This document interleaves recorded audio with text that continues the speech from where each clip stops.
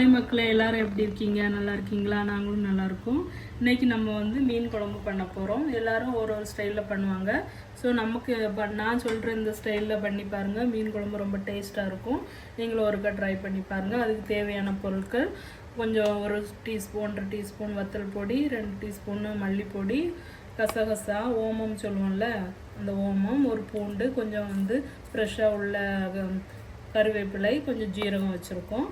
இவ்வளோத்தையும் நம்ம வந்து இதுதான் தேவையான இன்க்ரீடியன்ட். அப்புறம் வந்து அடுத்து நம்ம எப்படி பண்ணலான்னு பார்க்கலாம் வாங்க.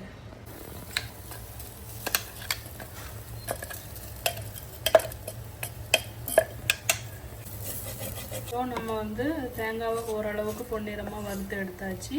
இப்போ தேவையான பொருட்கள் ஒன்று ஒன்றா எல்லாத்தையும் சேர்த்தே நம்ம வந்து ஒருக்கா வந்து பச்சை வாசம் போகிற அளவுக்கு நம்ம வறுத்துக்கலாம். இப்போ நான் வந்து கறி லீவ்ஸும் ஒரு பூண்டும் போடுறேன். ஒரு பூண்டு போட்டால் போதும். அடுத்து கொஞ்சம் ஓமம், அதையும் போட்டாச்சு. நம்ம 1 by 1 போட்டுக்கலாம். கொஞ்சம் ஜீரகம், இதை 2 கொஞ்சம் லைட்டாக வறுத்து எடுத்துட்டு லாஸ்ட்டாக அந்த மசாலையை போட்டு நம்ம விடணும். இப்போ கொஞ்சம் வறுத்து எடுத்துக்கலாம். நம்ம இப்போ எல்லா பொருட்களையும் தேவையான எல்லா பொருட்களையும் நம்ம போட்டு நல்லா வந்து வறுத்து எடுத்துகிட்ருக்குறோம். ஸோ நம்ம இப்போ மீனெல்லாம் நல்லா நீட்டாக கழுவி போட்டாச்சு. இப்போ ஆல்ரெடி நம்ம வறுத்து வச்ச மசாலா இருக்குல்ல, அதை வந்து நம்ம இதில் ஆட் பண்ணுறோம். மீனில் எல்லா மசாலையும் அரைச்சி நல்லா ஃபைன் பேஸ்ட்டுக்கு நல்லா இந்த மாதிரி அரைச்சி எடுத்துக்கோங்க.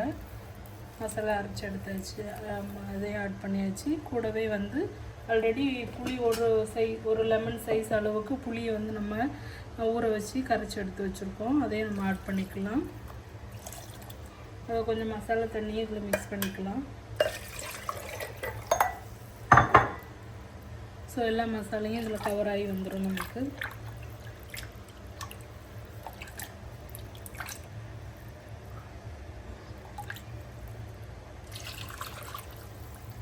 எல்லா மசாலையும் வந்தாச்சு. அதுக்கப்புறம் இதில் அரைச்சி வச்ச மசாலையும் மீனையும் நல்லா போட்டு மிக்ஸ் பண்ணி வச்சுக்கலாம். அதுக்கப்புறம் ஒரே ஒரு தக்காளி நான் எடுத்து வச்சுருக்கிறேன். 2 பச்சை மிளகா அப்படி முழுசாக போட்டுக்கலாம்.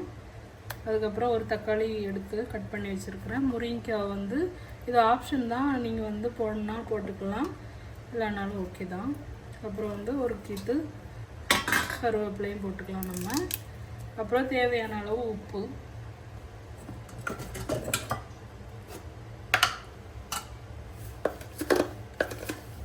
ஸோ மீன் குழம்புக்கு தேவையான அளவு உப்பு போட்டுக்கலாம்.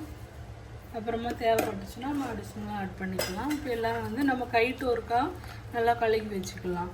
இப்போ வந்து நான் வந்து கொஞ்சம் இந்த தண்ணி அடிஷ்னல் கொஞ்சம் ஆட் பண்ணிக்கிறேன். உங்களுடைய கொஞ்சம் நிறையா கிரேவி வேணும்னா கிரேவி தன்மையை பொறுத்து நீங்கள் வந்து தண்ணி ஆட் பண்ணிக்கோங்க. தேவையான அளவு தண்ணியெல்லாம் நம்ம சேர்த்து மிக்ஸ் பண்ணி ரெடி ஆக்கி வச்சாச்சு.